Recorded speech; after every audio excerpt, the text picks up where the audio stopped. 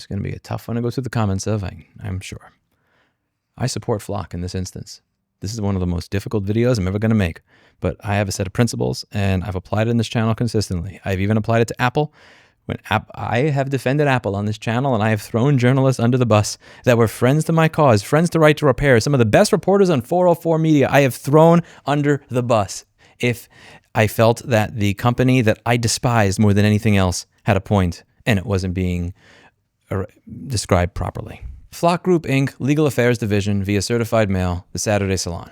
Cease and desist. Discussions and publications regarding non-governmental surveillance assets. To whom it may concern, it has come to the attention of Flock Group that during your recent and upcoming events, the Saturday Salon has been hosting lectures, panels, and discussions that disclose, describe, or otherwise facilitate the understanding of technical specifications, deployment strategies, capabilities, or operational use of non-governmental surveillance assets. These discussions include, but are not limited to, license plate recognition systems, fixed and mobile camera networks, AI-driven analytic tools, and associated data infrastructure.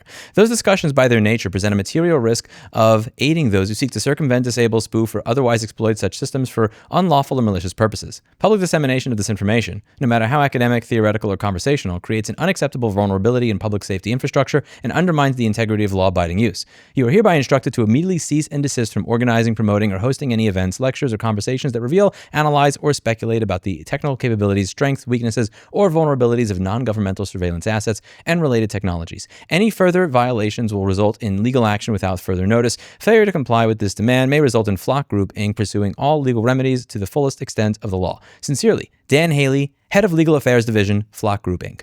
dhaley@flockgroup.com.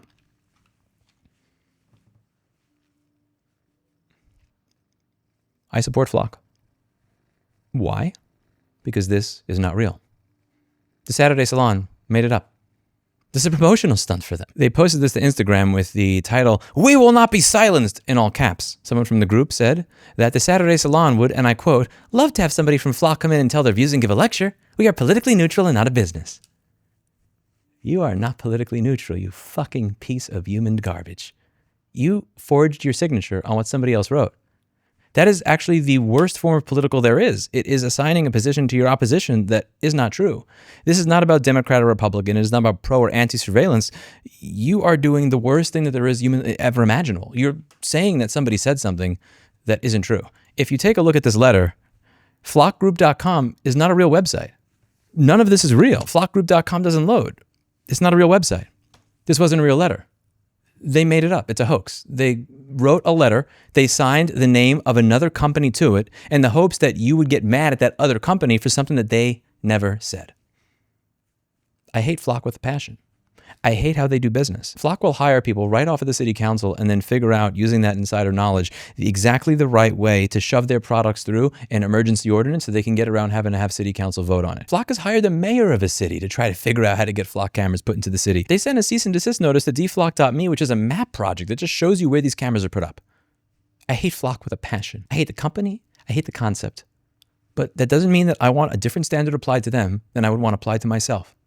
There is enough this company has done that is bad that you do not have to lie about them. And this is a really weird video to do because I just got finished recording and uploading a video on somebody that wanted to sue me for exercising my rights of free speech.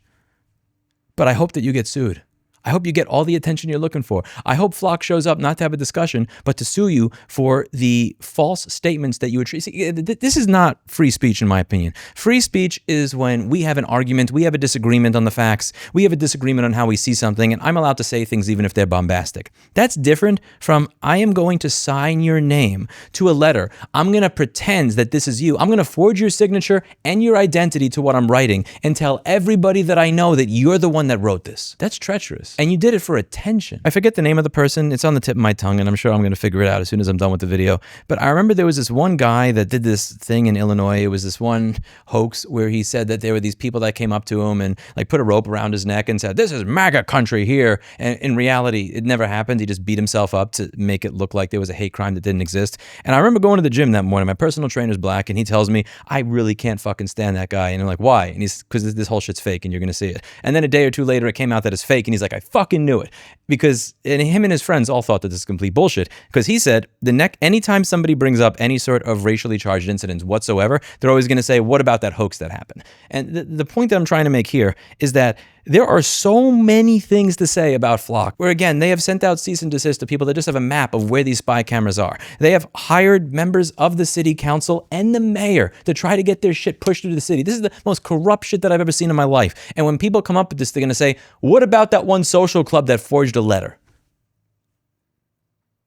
I've spent my last year at this point, almost a year. I think I started talking about Flock in August of last year, trying to get more people to wake up to the idea that mass surveillance is a real thing in America, and that if they don't do something about it, they are going to be completely fucked in the future. That once you install this infrastructure, it's really easy to install, it's really hard to remove. This is the single biggest step back that I've ever seen. Words can't begin to express what a fucking piece of shit I think the people that are behind this are. I hope you get all the attention that's coming to you.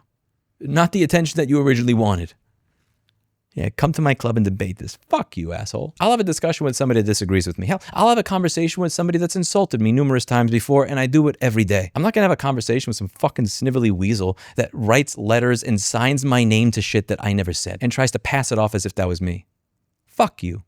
I hope you all get exactly what's coming to you, you fucking pieces of shit. Fuck you for coming out here and getting me to defend Flock safety. When I was talking about that Apple case in the beginning of the video, there was this one case where there was a gentleman named Henrik Husby. He got in trouble with Apple for supposedly refurbishing iPhone screens. So a lot of people, what they'll do is they'll collect back the old screens from their customer when they do iPhone screen replacements. And because it's not economically viable to do the glass-only screen repairs in America, they'll send them off to China. Somebody in China will take those screens, they'll take off the old glass, they'll put on a new glass, and then they'll send it back to you for a fee. And most news outlets were reporting that that's what happened and that Apple was suing him for it. This is absolutely insane. It's crazy because if I have a Ford and I replace the tires, the Goodyear tires with Michelin, you can't say that you're going to sue me because now it's not a Ford anymore and I'm misrepresenting it to customers. That's crazy. And the problem is that when the court documents came out, that's not exactly what happened at all. What happened is he sent iPhone screens that were broken to this company in China for credit, and then he purchased iPhone screens from them, and this shitty company in China was putting fake Apple logos on the ribbon cables to make it look like they were Apple parts when they were not.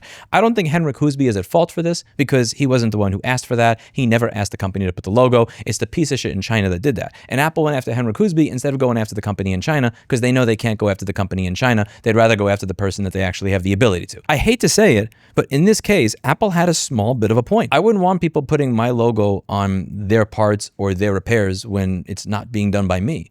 That's impersonation. That sucks. Like, Apple actually had a reason to be mad. So I brought this up with the paper that I had been going back and forth with and the journalists that have been talking about it. And in spite of the fact that this is, for the most of his other reporting, a great dude, nice person, great to talk to, really cares about all the issues I care about, I still tossed him under a bus because after waiting 1 or 2 months, he never updated his piece to point out that Apple actually had a point. I defended Apple. I did 3 to 4 videos going to bat for Apple, because this is a very basic principle. Every standard that I apply to others is eventually going to be applied to me. These standards must apply to everybody, not just people that I like.